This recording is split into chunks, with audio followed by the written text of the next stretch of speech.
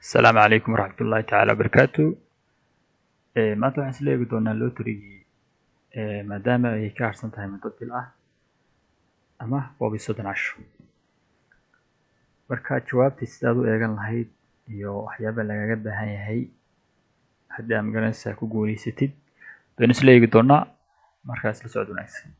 Marka koowaad saad u eegatid jawaabta waxaad warqadan haysataa. Warqadan waxaa loo yaqaanaa confirmation entry. Marka aad confirmation ka letter ka haysatid warqada tan maanta xariisay lotariga warqadii lagu siiyay warqadu laba qaab ay noqon kartaa qaabkan oo qaab PDF ah qaabkan kale noqon karaa oo qaabkaas oo kale oo waa screenshot sawir laga qaaday weey. Marka warqada marka xariisay dawladeed warqadan ku soo baxda ka ayaad ku furaysaa print hadaad tirahdid yani PDF ahaan baad u save karaysan kartaa. Marka warqada tan wayna haysataa warqada waxaan uga baahanahay wax loo yaqaano magacaagii confirmation number-ka iyo waqtiga dhalatay inta ayaa looga baahan yahay warqada tan ka bacdi waxaad sameynaysaa waxaad tagaysaa page-ka ay ku qoran tahay page-ka halkan aad ka heli kartaa page-ka DV program registered government baa loo yaqaan laakiin halka aad ku dhifatid oo toos baad u heli kartaa website-ka inaad caadi u ableegaraysid website-ka ka ableegaraysaa wala haddii kalena Google-ka toos ugu qori kartaa.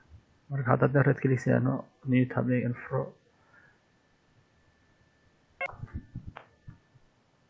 marka page markuu soo furmo waxaad leedahay waxaad u gelaysaa asoo uu soo furmo qodobka koowaad laga rabo confirmation number last name family name iyo waqtiga dhalashada oo mid kasta khaaladiisa ku qoraysa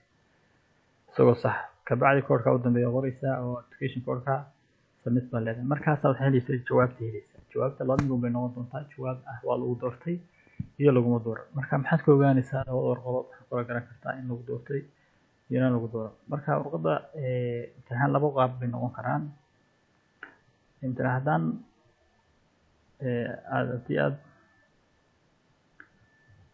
haddii aadan ka mid noqon ama aadan nasiib u yeelan in lagu doorto warqad noocan oo kale jawaab noocan oo kale qaabkaas helaysa oo wuxuu ku leeyahay yani marka loo eego xogtaad meesha gelisay laguma dooran has not been selected koodka hadduu qoraalka hadduu kuu soo qoro waxay ka dhigan tahay laguma dooran. Marka waa inaad hubisaa adigu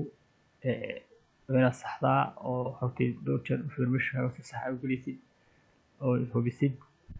oo xogtii uusan iska khaldamin lagu soo cesho dhowr jeer lagu yiraahdo laguma dooran waxay ka dhigan tahay laguma dooran. Haddii garanaysaa aad ka mid noqoto guulaystayaasha oo dadka la doortayna warqad qaabkan kale uu soo dhigaya noocan warqadaas oo kale xagga wadarta waxa ku qoran US Department of State ku qoran Soomaaliya.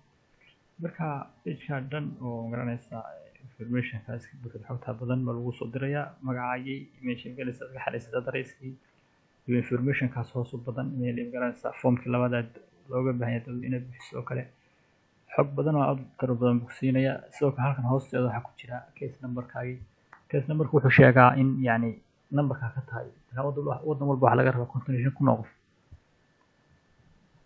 55 kun oo qof number-keeda ka tahay number-ka koowaad baa tahay number 20 number 17 number 17 20 yani number-keeda ka tahay 50000 ya tahay 55000 yani number-ku cadeynaya. Marka warqadaasina waa taa warqada hadii ay waxay ka dhigan tahay waa lagu doortay. Marka maxaa kula gudbaa sameynaysaa marka warqada hadii ku soo baxdo form labaad oo loo yaqaano DS260 oo formka arrimaha waa ka sii bilaabmayaan ayaad buuxinaysaa. Formkaas markaad buuxisid waxa laga rabaa formka inaad ku buuxisid formka waxa laga rabaa inaad ku buuxisid xogta tan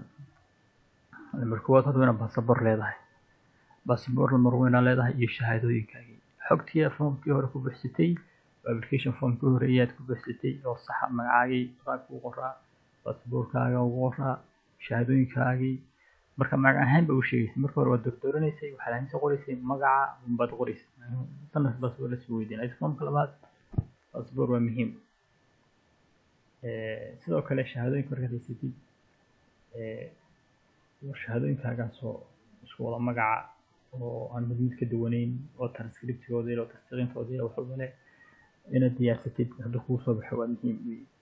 laakiin waxaad nala tegeysaa iyagoo warqada ah oo hard copy iyo iyagoo ah original iyo copy ah waxaad la tegeysaa safaaradda la tegeysaa maanta magaranaysaa interview maraysid balse hadda foomka labaad يعني qoraal ahaan loogu bixinaysa imtixaan shahaadan haystaa leedahay shahaada magaceeda geli jaamacad ka baxday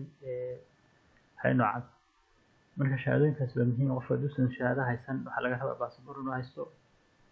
iyo labadii sano yani khibradda shaqo maadaama xogtan loo tixraacayo foomka horaad xareysatay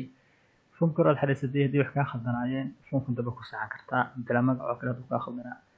foomka labaad oo loo yaqaan DSG 160 foomkaas ayaad ku saxan doontaa balse muhiimadda waxaa ugu muhiimsan inaad haysatid qodobka koowaad baasaboor iyo shahaadooyinkaagii qofka intaan haysanna waxaa laga rabaa inuu baasaboor haysto oo qof waxbarasho isagoo ku xariistay yani inuusan haysan yani qofka kani waxbarasho oo laakiinse wuxuu haysta khibradiisa shaqo oo caddaynteeda wadata 2 sano wuxuu dhigma oo khibrad inuu leeyahay marka foomkaas aad buuxsatid waa inaad intaas oo xogad diyaarsataa foomka insha Allah isla arki doonaa laftirkiisa oo ka hadli doonaa mar laakiin si kala muhiimsan yihiin documentiyada marka ma garanaysaa foomkan waxaad ka fiican hore u xiriisid marka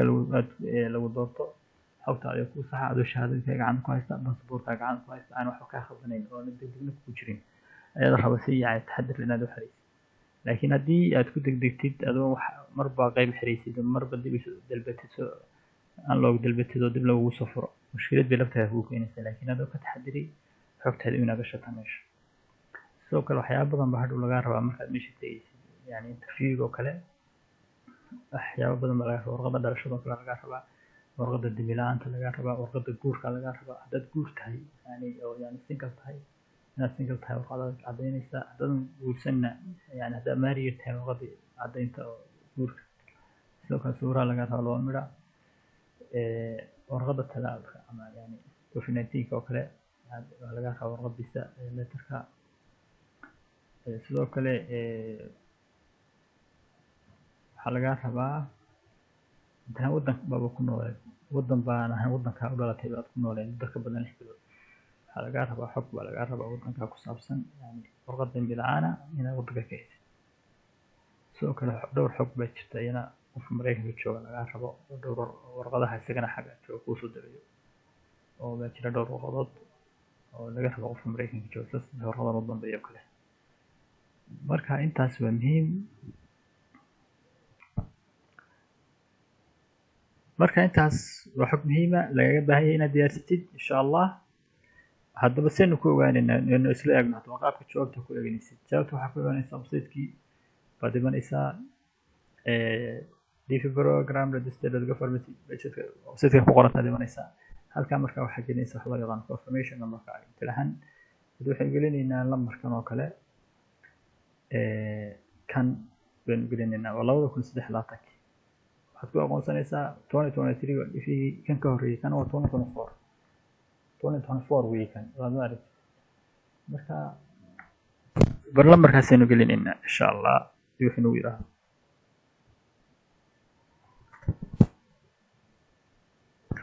oo confirmation number halkan qof magaciisa baan gelinaynaa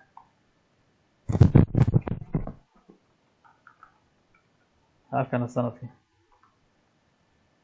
halkan waxa ku qoraysaa waxa loo yaqaano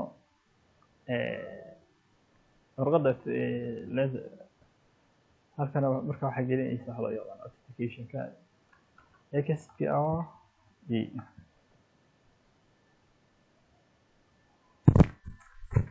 kabacdi hadda waxba khaldan min leeyahay marka website-ka dib baan u xirayaa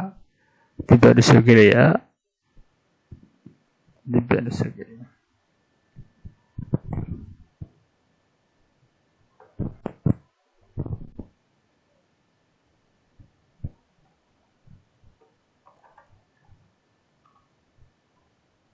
lambarka waad aragtaa wuxuu inuu yiri laguma dooran waad aragtaa soo warqadaas ugu soo qori haddaan lagu dooran waad aragtaa haddii warqada aragtid xogtaada hubi مثل هذه يعني كيس lambarkaaga oo kale inuu يعني kaa khaldanaado muhiim يعني halkan oo kale waxaad ku aragtaa waa double A oo kale halka 9 في lambarada lambar caadi waa xarfo iyo isugu jiraan waa numbers iyo number caadi ah xuruf isugu jiraan marka mar baa dhacaysa in halka ay soo ekaadaan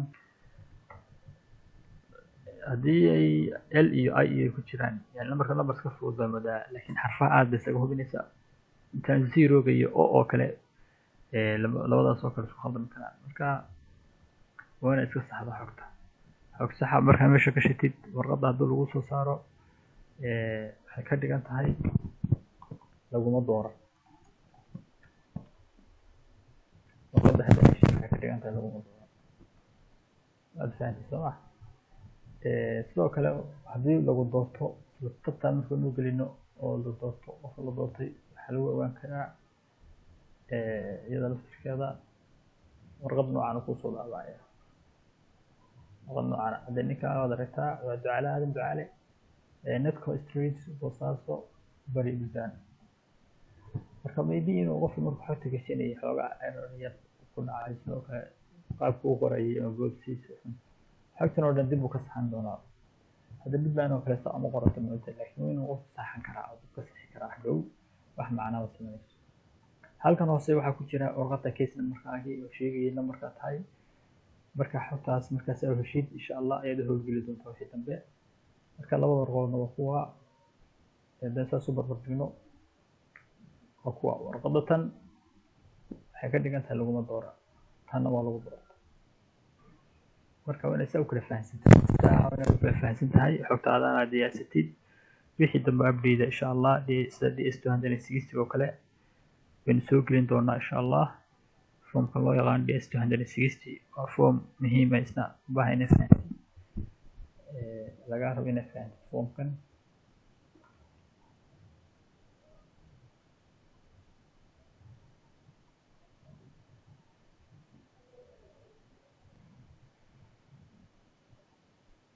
formkan oo kale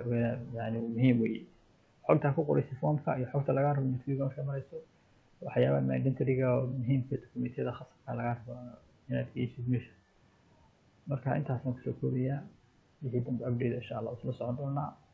Assalaamu calaykum warahmatullahi taala